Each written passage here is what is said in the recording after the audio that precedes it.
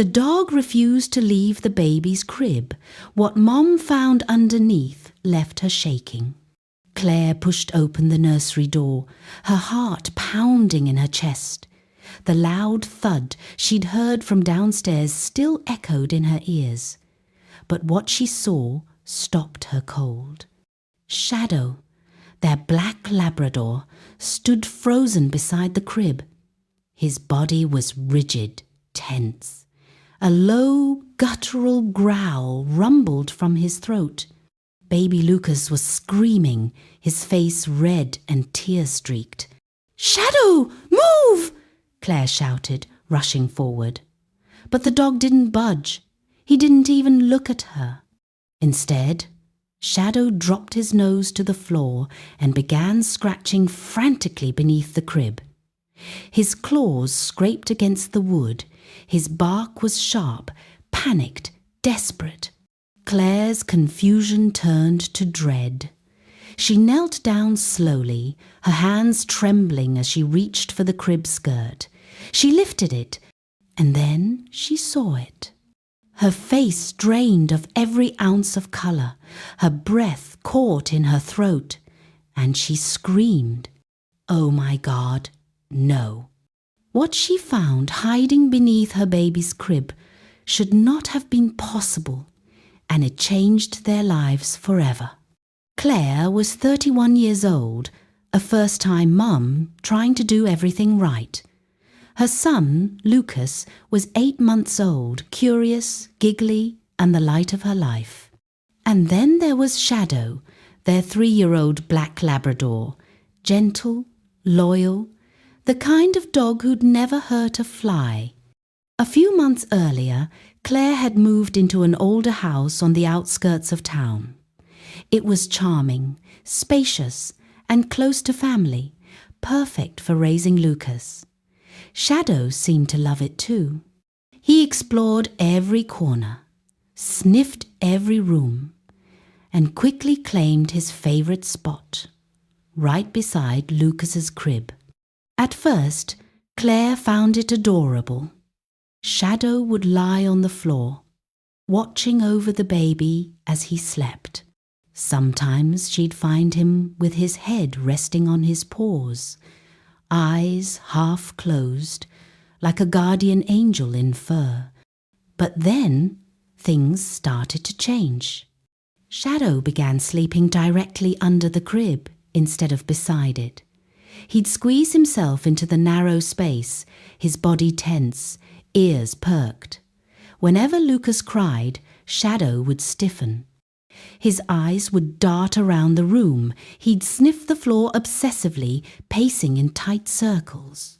At night, he whined, long, low whines that made Claire's skin prickle. She tried to rationalize it. Maybe it was the move. New house, new smells. Dogs need time to adjust, right? Maybe Shadow was feeling anxious. Or maybe he was just being clingy. But deep down, something felt off. Shadow wasn't acting like himself, and Claire couldn't shake the feeling that he was trying to tell her something. If you're already hooked by Shadow's strange behaviour, make sure you're subscribed so you don't miss what happens next. Hit that like button and let me know in the comments if your pet has ever acted strangely like this. Now, let's keep going. Over the next 2 weeks, Shadow's behaviour went from strange to alarming. He refused to leave Lucas alone, not for a second. If Claire picked the baby up to carry him toward the nursery, Shadow would block her path. He'd stand in the doorway, staring at her with intense, unblinking eyes. When she tried to put Lucas down for naps, Shadow would nudge her hand away with his nose. Gently at first, then more insistently. At night, it got worse. Shadow would sit facing the crib for hours, completely still. His ears would swivel towards sounds Claire couldn't hear. And then, out of nowhere, he'd start growling, low and menacing. The fur along his spine would bristle. Claire would sit up in bed, heart racing, and listen. And that's when she heard it. Tapping, soft at first, then scraping, muffled thuds coming from somewhere beneath the floorboards. Shadow would growl at the exact same moment the sound started. His eyes locked on the underside of the crib. Claire told herself it was just the old house settling, maybe pipes, maybe rodents in the walls. She checked the floor, the baseboards, the walls.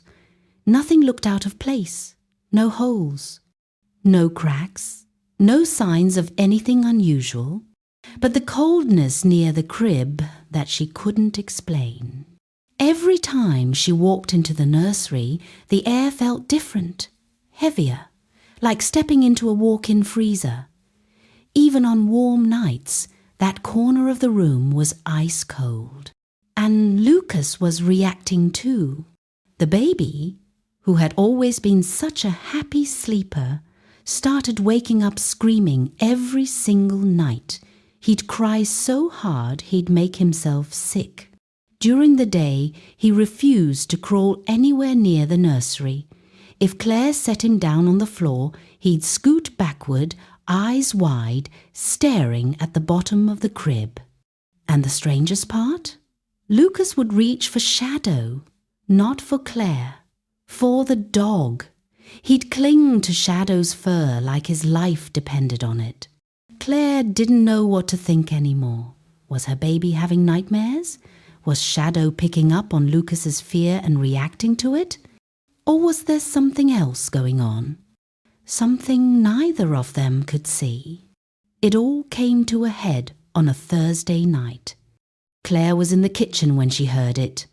A loud crash from upstairs. Then Shadow's bark, sharp, ferocious, unlike anything she'd ever heard from him before. She bolted up the stairs, her pulse hammering in her ears. She threw open the nursery door.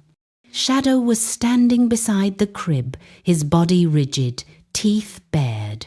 Lucas was screaming at the top of his lungs, his little fists clenched. But Shadow wasn't looking at the baby. He was looking down, at the floor, at the space beneath the crib. "Shadow, what is wrong with you?" Claire shouted, rushing toward him. But the dog didn't move. He barked again, louder this time, and began scratching furiously at the floor beneath the crib. His claws scraped against the wood in frantic, desperate strokes. Claire's stomach twisted. Her hands were shaking as she knelt down. She grabbed the crib skirt and slowly, carefully lifted it. And then she saw it. A hole. A large, jagged hole in the wooden floorboards. Freshly chewed, splintered, dark. And inside that hole, coiled tightly in the shadows, was a snake. Its scales gleamed in the dim light. Its head was raised, body tense, ready to strike. Claire's scream tore through the house. Shadow lunged forward, positioning himself between the snake and the crib.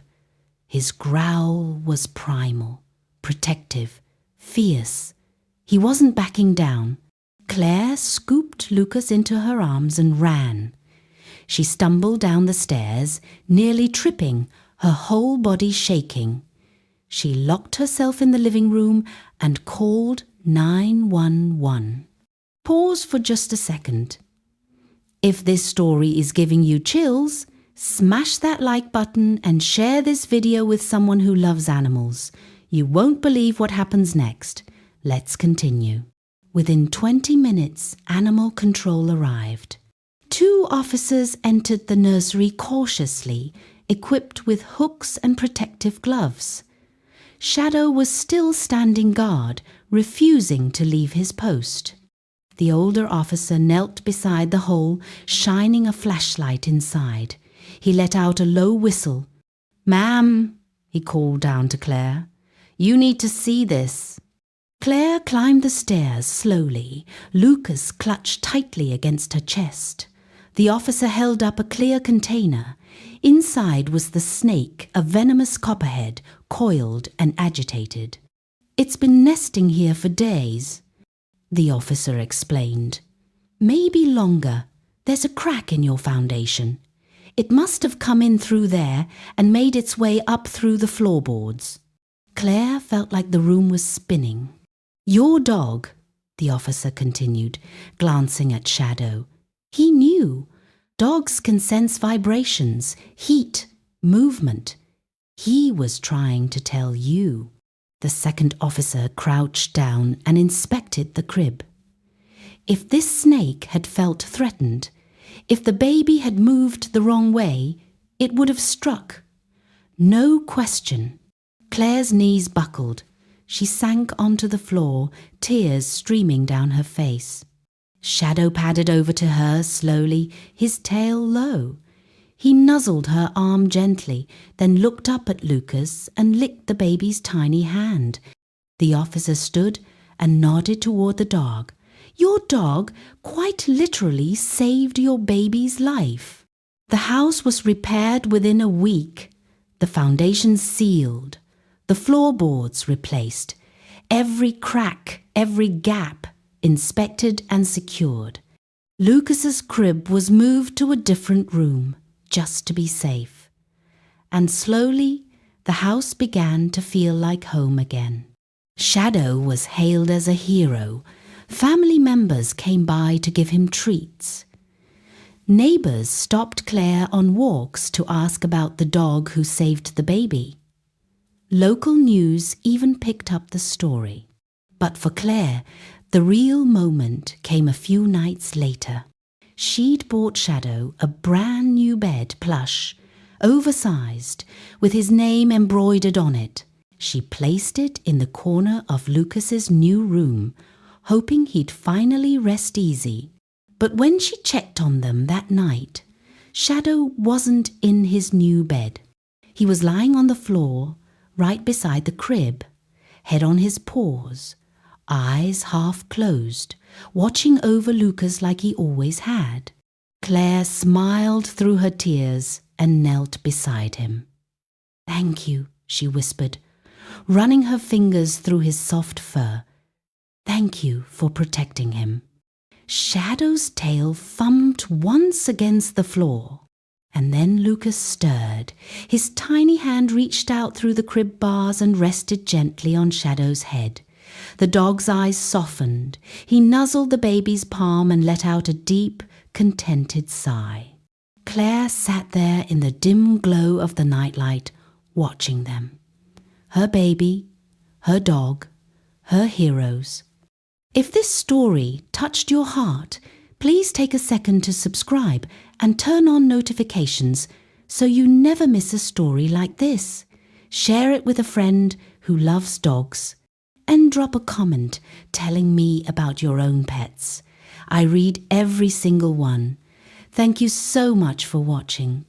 Sometimes the danger we fear isn't the real threat. It's the silent danger we don't see, the one lurking just beneath the surface, the one we'd never know was there until it's too late. And sometimes the heroes we overlook are the ones who save us without ever asking for anything in return. Shadow didn't need a medal. He didn't need recognition. All he needed was to know that Lucas was safe. And that night, lying beside the crib, with the baby's hand resting on his head, Shadow finally closed his eyes. Because his job was done,